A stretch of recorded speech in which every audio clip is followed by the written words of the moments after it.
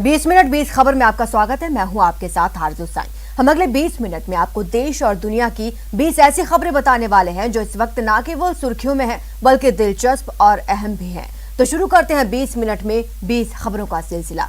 सबसे पहले देखेंगे राजस्थान की कौन कौन सी खबर इस वक्त अहम है। दौसा में नेशनल हाईवे 21 पर शुक्रवार की रात जिस सड़क हादसे में 4 लोगों की मौत हुई है उसकी तस्वीरें इतनी विभत्स हैं कि देखने वालों के दिल दहल जाएं।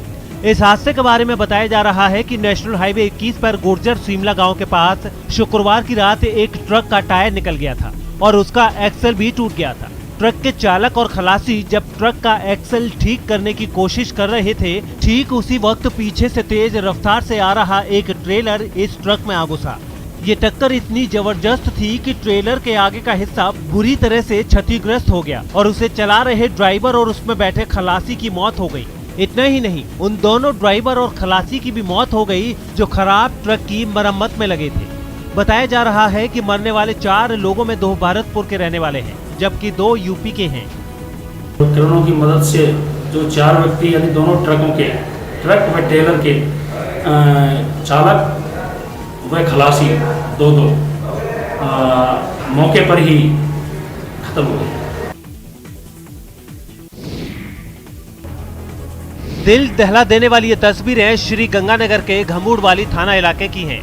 गुरुवार की देर रात इस कार को एक ट्रक ने टक्कर मार दी थी जिसमें कार के परखच्चे उड़ गए और इसमें बैठे 3 लोगों की मौत हो गई।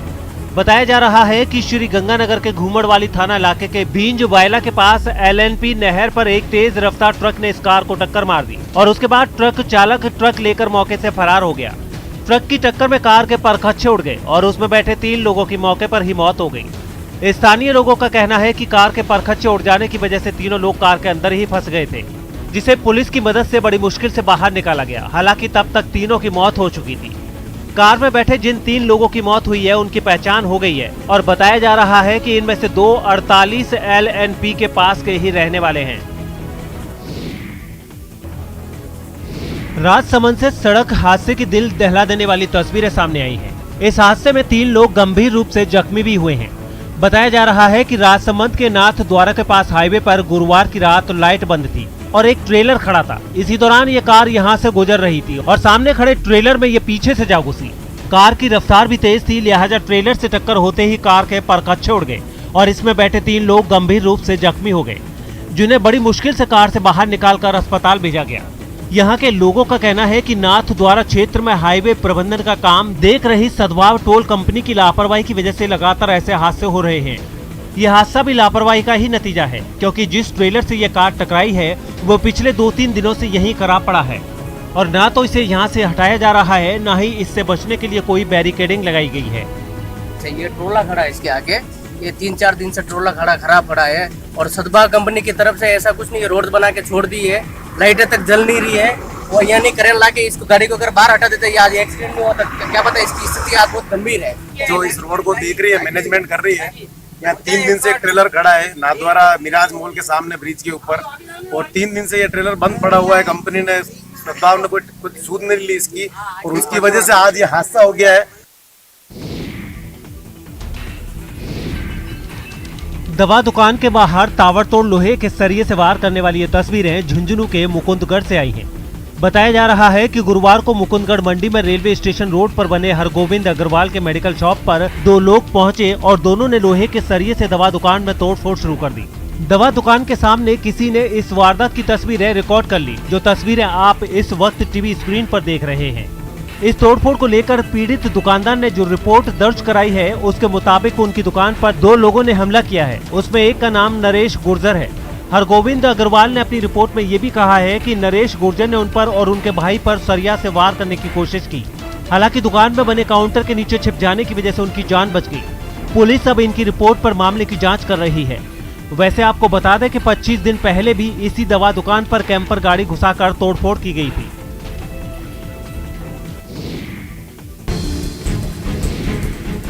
अजमेर से चौंकाने वाली एक तस्वीर सामने आई है। यहाँ के किशनगढ़ इलाके में एक राह चलती बुजुर्ग महिला की बाइक पर आए बदमाशों ने चेन छीन ली और फरार हो गए।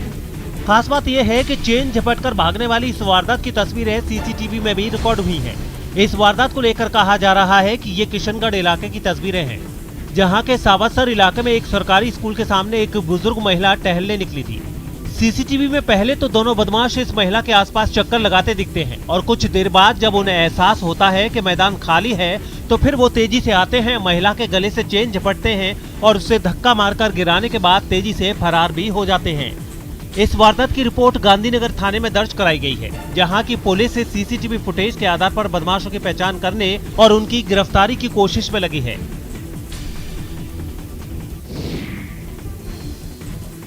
कानून की गिरफ्त में आया ये वो बेरहम है जिसने पहले भरोसा जीता, सेवा की और फिर दौलत के लालच में बुजुर्ग महिला को बेरहम मौत दे दी। जी हां, बीते 19 जुलाई को उदयपुर के टेकरी आनंद विहार इलाके में बुजुर्ग महिला की हत्या करने वाला कोई और नहीं बल्कि राजू उर्फ राजकुमार जोशी नाम का यही आरोपी है। 19 तारीख को हिरणमगरी थाना क्षेत्र के आनंद विहार में जो लूट के इरादे से वृद्ध महिला की, एकल वृद्ध महिला की जो हत्या की गई थी, उसमें आरोपी को गिरफ्तार कर लिया। हत्या की इस वारदात की गुत्थी सुलझाने के बाद पुलिस अपील कर रही है कि बिना वेरिफिकेशन के घर में किसी को भी पनाह न दें। राजस्थान पुलिस की जो ऑनलाइन एप्लीकेशन है वेबसाइट पे भी उपलब्ध है, राजकोप सिटीजन पे भी उपलब्ध है। आपको कहीं जाने की जरूरत नहीं है, आपको अपने दस्तावेज स्कैन करके PDF फाइल लगा के अटैच करने, फोटो खींच के उसकी भेजनी है ताकि उसका पता चल सके कि आपके घर पे किस तरह के लोग काम कर सकते हैं और यदि उसको इस तरह कोई वारदात पहले की है या उसका कोई क्रिमिनल रिकॉर्ड है तो उनको आगाह किया जाए। आरोपी भले ही सलाखों के पीछे पहुंच गया है, लेकिन बुजुर्ग ने बिना पुलिस वेरिफिकेशन के आरोपी को केयर टेकर रखने की जो गलती की उससे जान चली गई। तो सावधान रहें, बिना पुलिस वेरिफिकेशन किसी अनजान को अपने घर में नहीं रखें, नहीं तो उसका अंजाम खौफनाक हो सकता है।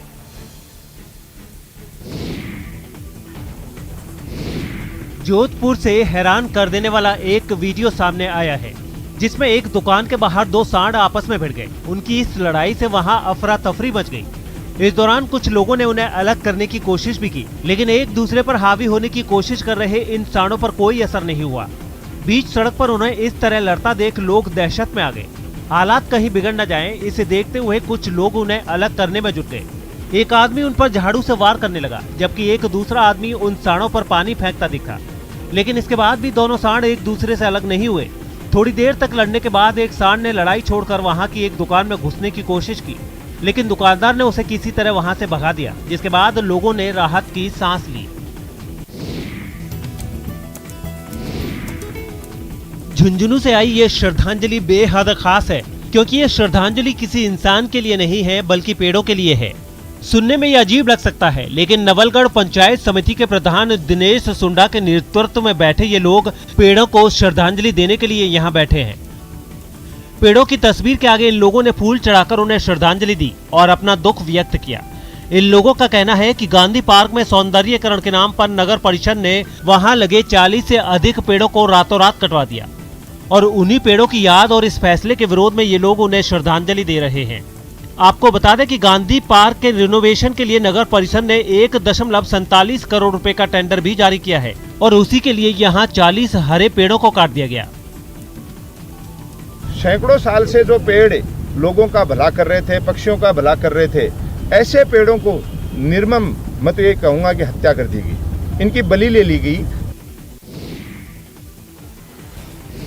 मरुधरा में बंद पड़े स्कूल 2 अगस्त से खुल जाएंगे। खास बात यह है कि कोरोना काल में पहली बार 12वीं से लेकर कक्षा 1 तक के बच्चों के लिए स्कूल खोलने का फैसला लिया गया है।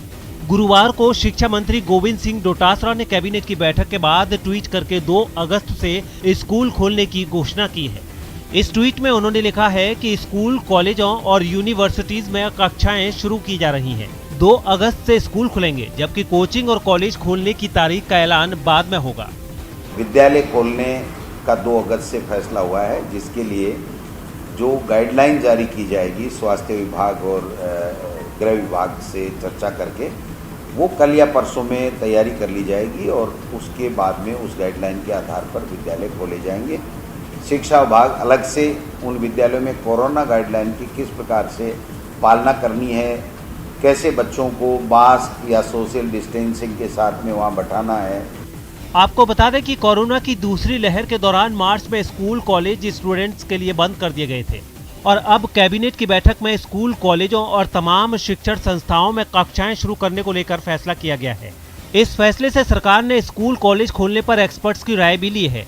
साथ ही कोरोना ग्रुप के एक्सपर्ट्स ने भी स्कूल खोलने को लेकर हरी झंडी दी है। हालांकि सरकार ने ये भी कहा है कि स्कूलों को ये सख्त हिदायत भी दी जाएगी कि वो तमाम तरह के कोविड प्रोटोकॉल्स का पालन करें और किसी भी तरह की कोई लापरवाही ना हो। पेट्रोल और डीजल के भाव क्या बढ़े, सब्जियों की कीमतों में तो आग ही लग गई। मरूधरा में ऐसा कोई शहर या ऐसी कोई मंडी नहीं जहां सब्जियों की कीमतों में पिछले कुछ दिनों में 2 से 3 गुना की बढ़ोतरी ना हुई है। ये तस्वीरें दौसा सब्जी मंडी की हैं, जहां करीब करीब सभी सब्जियों की कीमतें आम आदमी की जेब काटने में लगी हैं। आपको बता दें कि पहले जो मिर्च 20 रुपए किलो बिकती थी वो अब 50 रुपए किलो है। टमाटर जो 20 रुपए किलो था वो अब 60 रुपए किलो है और टिंडा 30 से बढ़कर 50 रुपए किलो बिक रहा है। इसी तरह 10 रुपए किलो मिलने वाली लौकी 30 रुपए तो 20 रुपए वाला प्याज 30 रुपए किलो मिल रहा है। अदरक और धनिया की तो बात ही मत पूछिए। पहले ये 30 से 40 रुपए प्रति किलो था, लेकिन अब इसकी कीमतें 100 के पार पहुंच चुकी हैं। सब्जी लेने आए हैं, 3 गुने भाव हो गए। क्या करें, पहले टमाटर 10 रुपए किलो, आज 40 रुपए किलो है। पहले जैसे टिंडे को ले लो 20 रुपए किलो बिक रहा था, 40-50 रुपए किलो बिक रहा है। टमाटर को ले लो 20 रुपए किलो था, 50-60 बिक रहा है। कई सब्जियां ऐसी है जैसे लौकी है 10 रुपए किलो बिकती थी, 30 रुपए किलो बिक रही है। और अब देख लेते हैं कुछ अन्य राज्यों की खबरें। जम्मू कश्मीर में आतंकियों पर गुरुवार की देर रात डबल प्रहार किया गया। एक तरफ जहां अखनूर सेक्टर के कानाचक में पुलिस ने एक ड्रोन मार गिराया, तो वहीं सोपोर में सुरक्षा बलों ने एनकाउंटर में 2 आतंकियों को मार गिराया है। मारे गए दोनों आतंकी लश्कर-ए-तैयबा से जुड़े थे और इनमें एक की पहचान फयाज वार के तौर पर हुई है। सुरक्षा बलों ने इनके पास से भारी मात्रा में गोला बारूद भी बरामद किया है। कानाचक में पुलिस ने जिस ड्रोन को मार गिराया है, उस ड्रोन को लेकर जम्मू कश्मीर पुलिस ने कहा है कि इसमें 5 किलोग्राम आईईडी लगा था और ये भारतीय सीमा में कई किलोमीटर अंदर तक घुस आया था। तकरीबन 1 बजे रात को एक ड्रोन नजर आया जिसने पेलोड को ड्रॉप करने के लिए हाइट नीचे की। जिस वक्त वो नीचे आया, पुलिस टीम ने उस पर फायरिंग की और ड्रोन को नीचे मार गिराया। उत्तर प्रदेश के प्रतापगढ़ से चौंकाने वाला वीडियो सामने आया। वहां कुछ लोगों ने दूसरे पक्ष के घर पर बम से हमला कर दिया, जिसमें एक की मौत हो गई। बताया गया है कि दोनों गुटों के बीच ब्लॉक प्रमुख के चुनाव को लेकर रंजिश थी, जिसकी वजह से एक गुट के लोगों ने दूसरी तरफ के लोगों पर हमला कर दिया। सामने आए वीडियो में एक आदमी हाथ में बम लेकर एक घर की तरफ फेंकता दिखाई दिया। उसके बम फेंकते ही वहां जोरदार धमाका हुआ। बम बम बम बम बमबाजी कर रहे हैं यहाँ पे। इसके बाद हमलावरों ने एक के बाद एक कई बम फेंके। सरेआम बमबाजी से वहां दहशत फैल गई। लोग जान बचाने के लिए इधर उधर भागने लगे।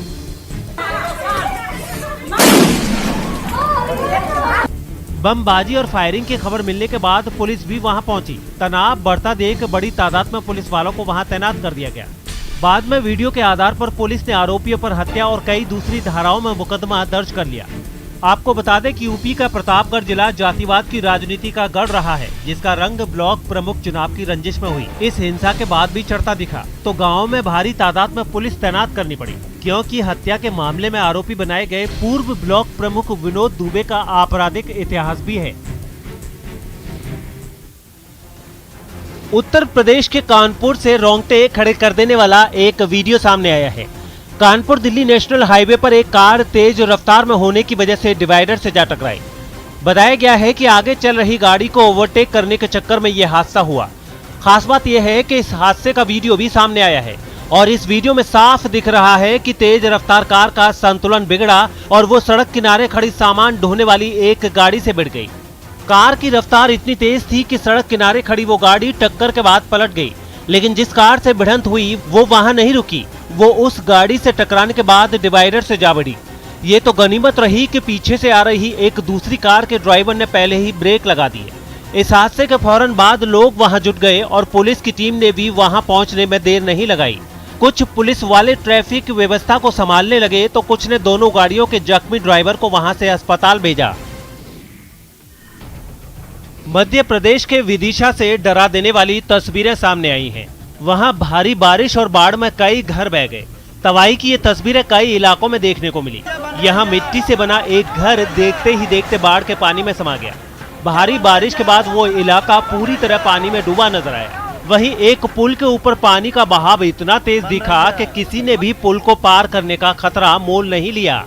एक दूसरे इलाके से सामने आई तस्वीर में चारों तरफ पानी ही पानी दिखाई दिया। इस बाढ़ में सड़कों का नामो निशान तक मिट गया। कई गाड़ियां भी पानी में डूब गई, लेकिन भारी तबाही मचाने के बावजूद बारिश ने रुकने का नाम नहीं लिया। आसमान से बरसती आफत के बीच कुछ लोग घुटने तक पानी में पैदल चलते दिखाई दिए। वहां कई झोपड़ियों की तो सिर्फ छतें ही नजर आ रही थी। उत्तराखंड के धारचूला से पहाड़ खिसकने वाला एक दिल दहला देने वाला वीडियो सामने आया है, जिससे वहां हड़कंप मच गया था। आपको बता दें कि पिछले कुछ दिनों से राज्य के कई इलाकों में भारी बारिश हो रही है और इसी वजह से वहां की पहाड़ियां कमजोर पड़ गई हैं। धारचूला में भी ऐसा ही हुआ। वहां से सामने आई तस्वीरों में पहाड़ का बड़ा हिस्सा टूटकर सड़क पर गिरता नजर आया।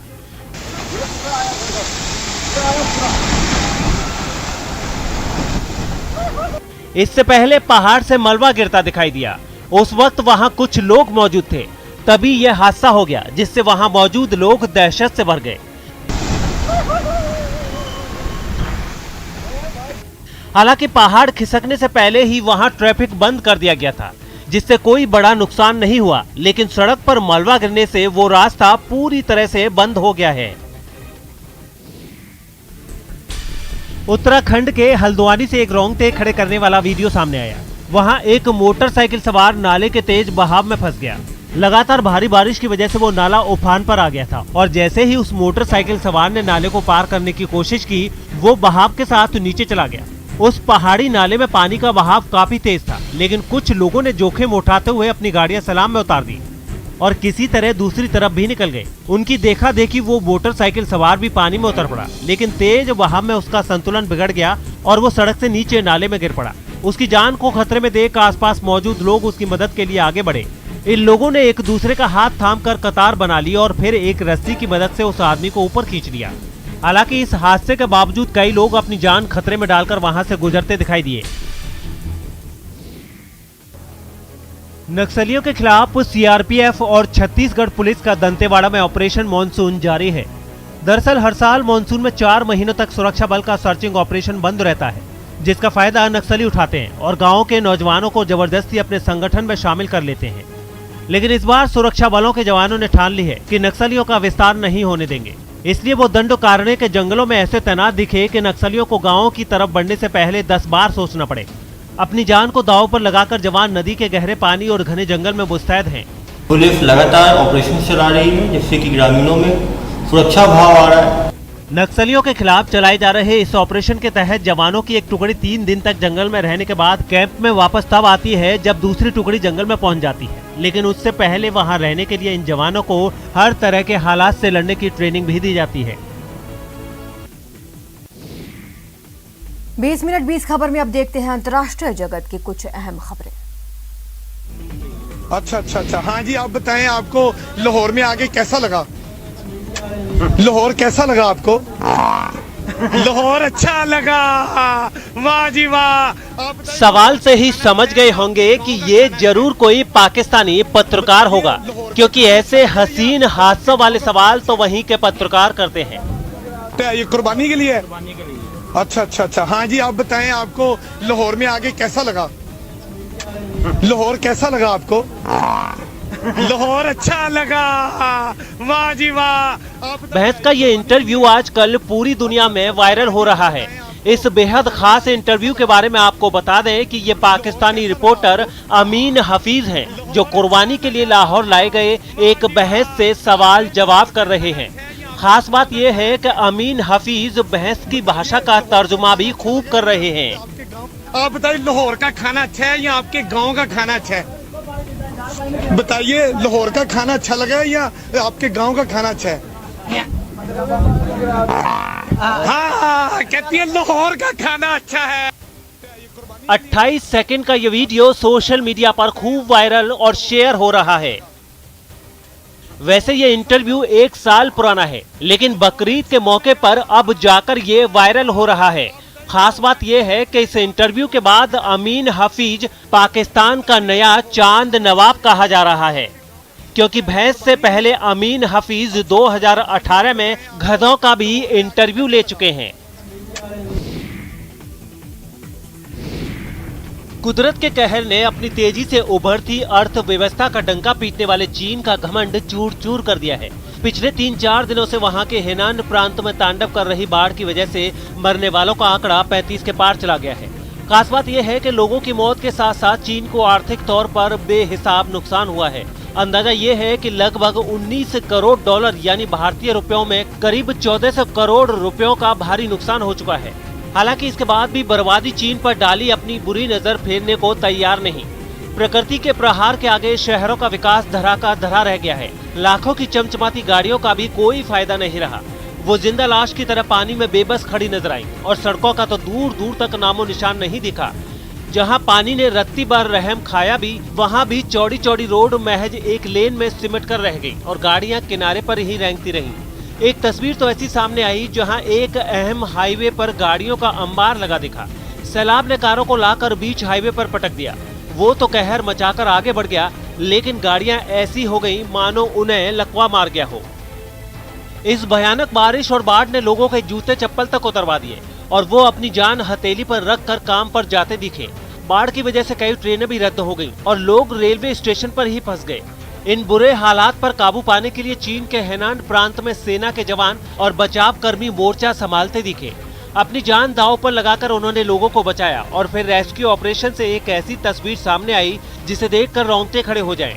नीचे सैलाब शिकार की फिराक में हिलोरे मारता रहा और उसके ऊपर बचाव कर्मी लोगों को दूसरे किनारे पर पहुंचाते नजर आए।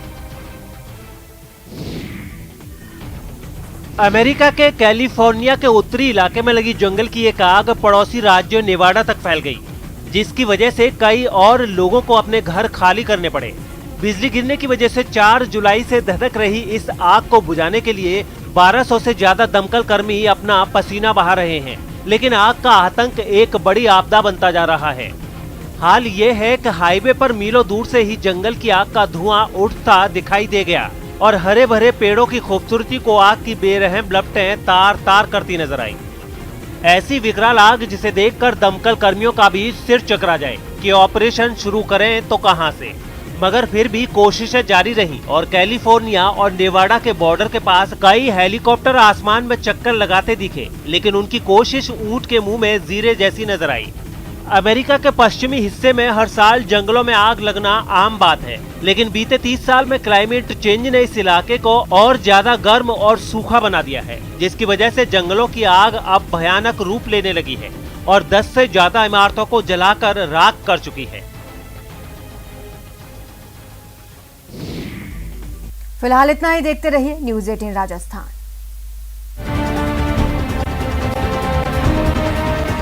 कोरोना काल में ओरिजिनल विटामिन